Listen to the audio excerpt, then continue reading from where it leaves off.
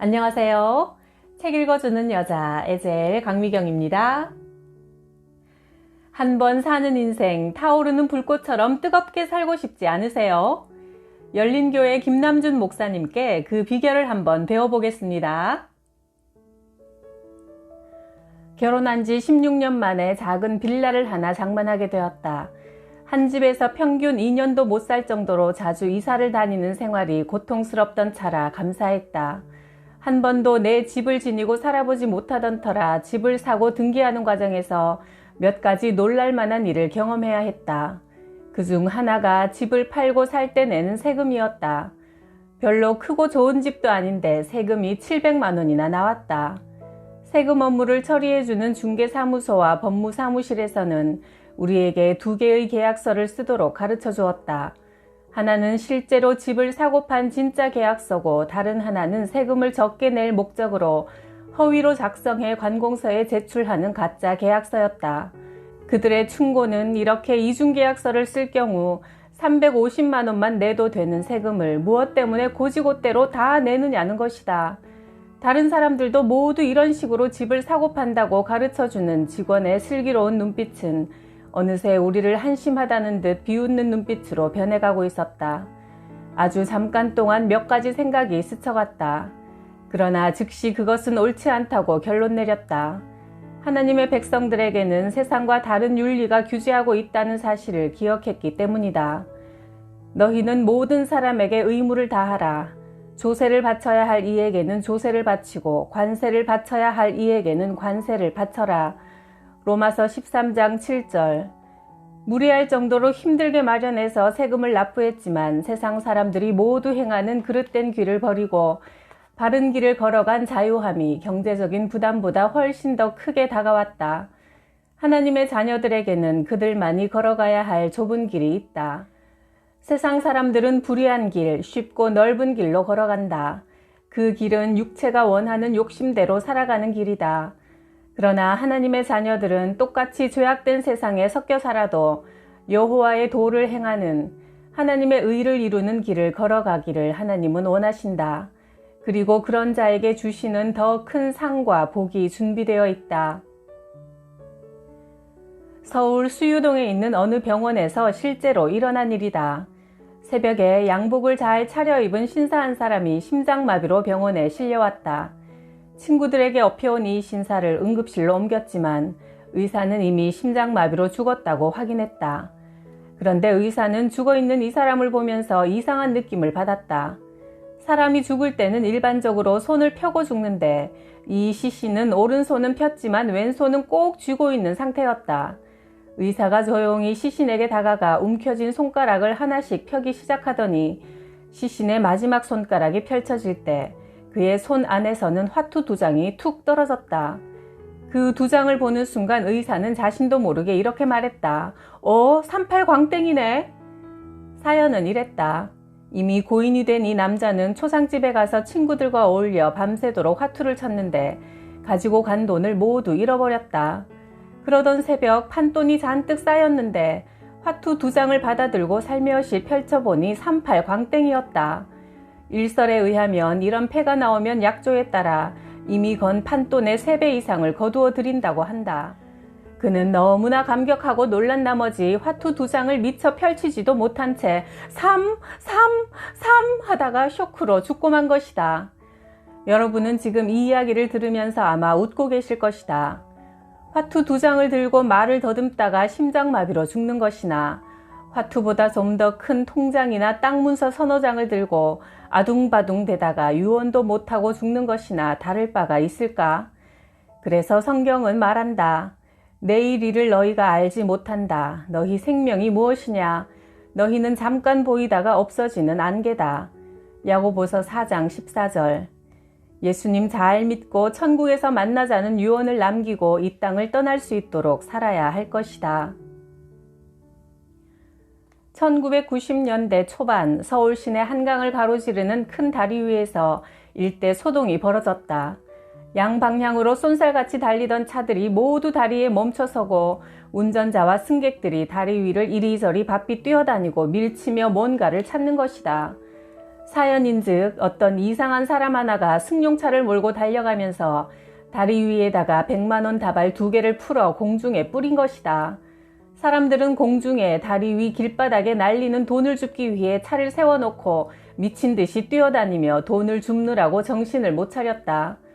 돈을 뿌린 장본인은 자신이 던진 만원권이 공중에 날리는 것과 그것을 줍기 위해 이리저리 허둥대는 사람들을 보며 회심의 미소를 지으면서 올림픽 대로 쪽으로 달아났다.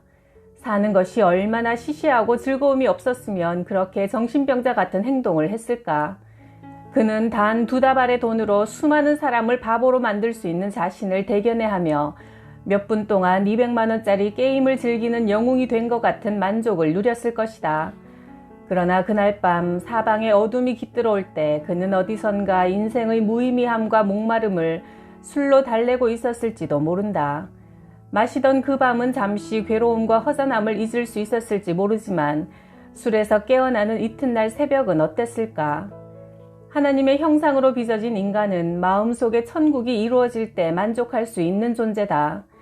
마음에 천국이 임하려면 하나님이 마음을 채워주셔야 한다. 하나님 안에 있는 영원한 생수를 발견한 사람은 더 이상 터진 웅덩이 같은 이 세상의 구정물로 가란 목을 축이려고 몸부림치질 않는다. 왜냐하면 언제든지 하나님 앞에 사모하는 심령으로 나아가는 자에게 하나님은 성령으로 해갈을 주시기 때문이다. 1980년 전주에 있는 어느 기독교 병원에서 있었던 일이다. 한 중년 남자가 병원에 찾아와서 의사와 실랑이를 벌이고 있었다. 신사의 손에는 신문이 들려 있었고 의사는 안 된다며 손을 내저었다. 사연인즉 신사는 시골에서 신앙생활하는 집사님이었다. 시골 교회에서 10명 교인과 함께 교회를 섬겼는데 교회가 자력으로 목회자의 생활을 책임질 수가 없어 목회자를 도시로 보내드리고 이 집사님이 본의 아니게 예배를 인도하고 목회를 해야 하는 처지가 되었다. 그에게는 늘 간절한 소원이 하나 있었는데 루핑 지붕이라도 얹어서 가건물 상태로 있는 교회당에서 예배드리는 것이었다.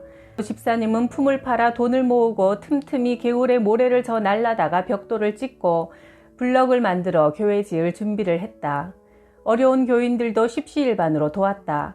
그래서 드디어 슬래트 지붕에 초라하지만 아담한 교회당이 건축되어 가고 있었다. 그런데 이 무슨 날벼락인가. 어느 날 밤 폭풍이 몹시 불어 허름한 교회당 건물을 핥히고 지나갔다. 이른 새벽 교회로 달려가 보니 지붕은 바람에 날려 나뒹굴고 있고 한 장 한 장 새로 쌓은 담벼락도 흉하게 갈라져 교회는 허물어져 있었다. 그는 밤마다 눈물을 흘리다가 어느 날 아내에게 물었다. 여보, 만약 내가 애꾸눈이 된다 해도 나와 함께 살아줄 수 있겠소? 영문을 모르는 아내 앞에 그는 구겨진 신문 한 장을 내밀었다. 신문의 광고란에는 장기 구함, 실명해가는 환자에게 이식할 눈을 구합니다 라고 쓰여 있었다. 집사님은 아내에게 자신의 눈을 팔아서 교회를 짓게 해달라고 애원했다. 여보, 어차피 썩을 육신인데 당장 예배 처소가 없으니 내 눈을 팔아서 교회를 지읍시다. 몇 주간을 애원하는 남편의 간청에 아내는 마지못해 허락했고 집사님은 그 길로 이 병원에 달려온 것이다. 의사의 기막힌 보고를 받은 병원장은 어느 큰 교회의 장로님이었다. 원장 장로님은 자신도 생각할 수 없는 집사님의 충성스러운 마음에 커다란 감화를 받았다. 점심시간을 이용해 예수 믿는 전 직원을 모아서 이 안타까운 사정을 말하고 그 자리에서 집사님의 교회를 위해 모금을 했다. 성령으로 감동받은 사람들이 낸 금액은 교회를 재건축하고도 남을 정도로 넘치는 헌금이었다. 미국의 어느 심리학자가 짓궂은 실험을 했다. 당시 사회의 저명인사 24명에게 발신인이 없는 긴급 전보를 쳤다. 모든 것이 탄로 났으니 속히 피하시오. 심리학자가 그 전보를 친 지 24시간 안에 놀랍게도 9명이 출국해버렸다. 사람들은 나름의 말 못할 죄와 그로 인한 불안을 안고 살아간다. 우리가 세상과 교회 사이에서 양다리를 걸치고 오락가락하며 살아가는 중 어느 날 하나님의 음성이 들려올 것이다. 이 사람아, 이제는 내가 네 영혼을 데려가야 하겠다. 그때 할렐루야 하며 당당히 하나님 앞에 설 수 있도록 날마다 준비하는 마음 자세와 생활 태도로 살아야 할 것이다. 하나님의 사람으로 일평생을 살았던 영국의 설교자 찰스 스펄전 목사는 설교에서 이렇게 말했다. 누가 나더러 왕관을 쓰고 한 나라의 왕이 되라고 한다면 나는 이렇게 말할 것이다. 그런 사소한 일에 신경 쓸 시간이 없노라. 나는 내 온 삶을 예수 그리스도의 십자가 복음을 전하는 것을 위해 모두 사용하겠다. 원인을 알 수 없는 이상한 병에 걸린 중년 남자가 있었다. 여러 병원에 유명하다는 의사는 다 만나보았지만 신경성 질환이라는 진단 외에 별다른 소견이 없는 병이었다. 낮이면 불안하고 초조하고 밤이면 누군가 목을 조이는 것 같이 가슴이 답답해 오면서 잠을 이루지 못하는 병이었다. 뭔가 큰 불행이 다가오거나 사랑하는 사람이 자신을 멀리 떠날 것 같은 불길한 예감으로 안절부절 못해하는 생활을 계속하고 있었다. 급기야 오랫동안 다니던 직장도 사직해야 할 상황에 이르자 그의 처지를 딱하게 여긴 친구로부터 독실한 기독교인 의사가 진료하는 정신과를 소개받았다. 의사는 젊은 사람이었지만 겸손하고 친절하게 마음을 기울여 자신의 이야기를 다 들어주었다. 그 태도에 마음이 열려 이 환자는 1시간이 넘도록 왠지 불안하고 두려워 안절부절 못하는 자신의 처지를 한탄하며 눈물을 쏟아냈다. 긴 시간 환자의 이야기를 경청하던 의사는 자리에서 일어나면서 단호히 말했다.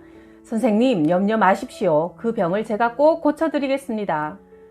그동안 여러 의사를 만나보았지만 애매모호한 진단 끝에 효과도 분명치 않은 약봉지를 몇 개 지어주거나 장기간 치료해야 한다는 처방을 내려주는 게 고작이었는데 이 젊은 의사의 확신에 찬 선언은 그를 의아하게 만들었다.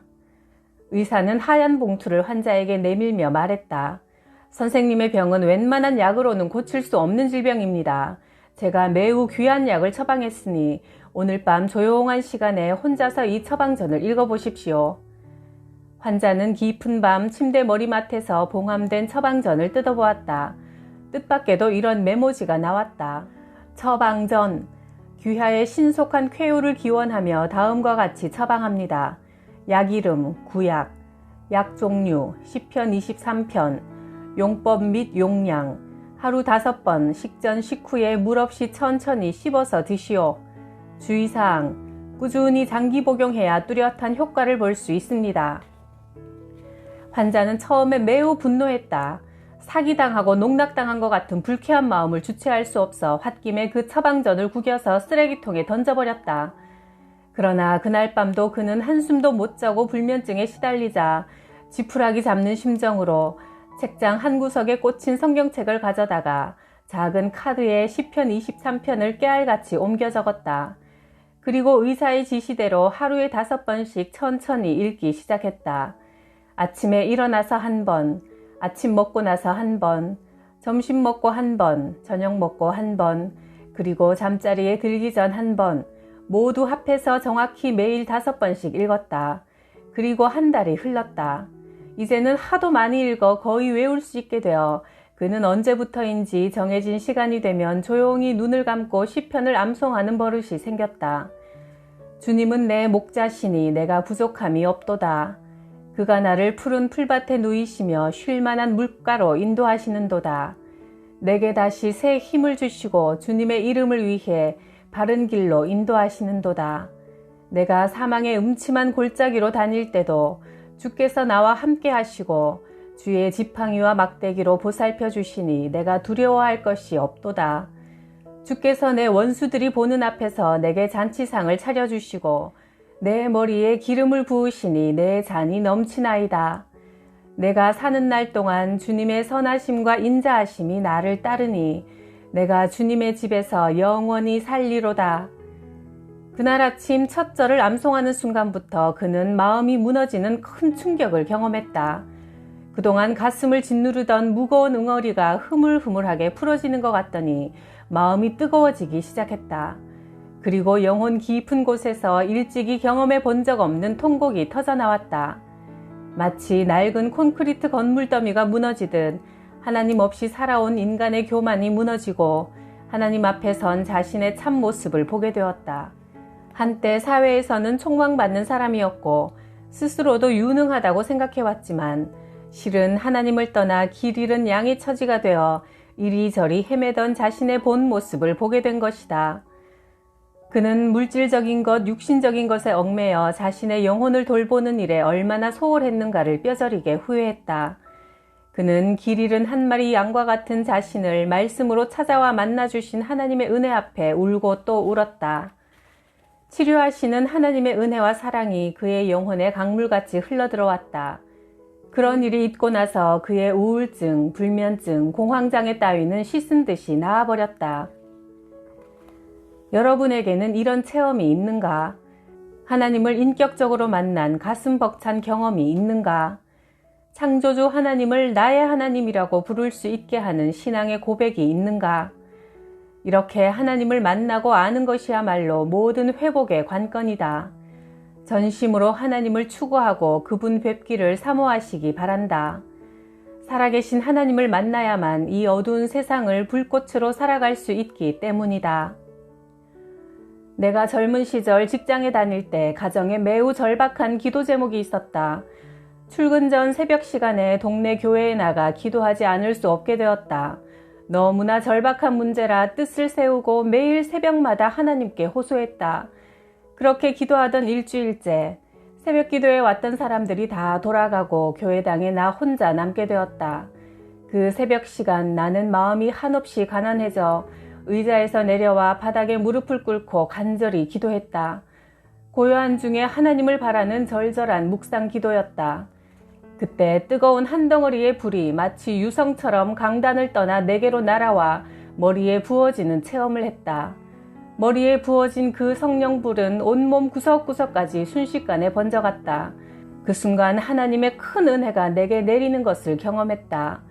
그리고 내 마음은 하나님의 사랑을 갈구하는 마음으로 가득 찼다. 소원이 있다면 예수님처럼 온전해지고 거룩하신 하나님을 닮고 싶은 것이었다.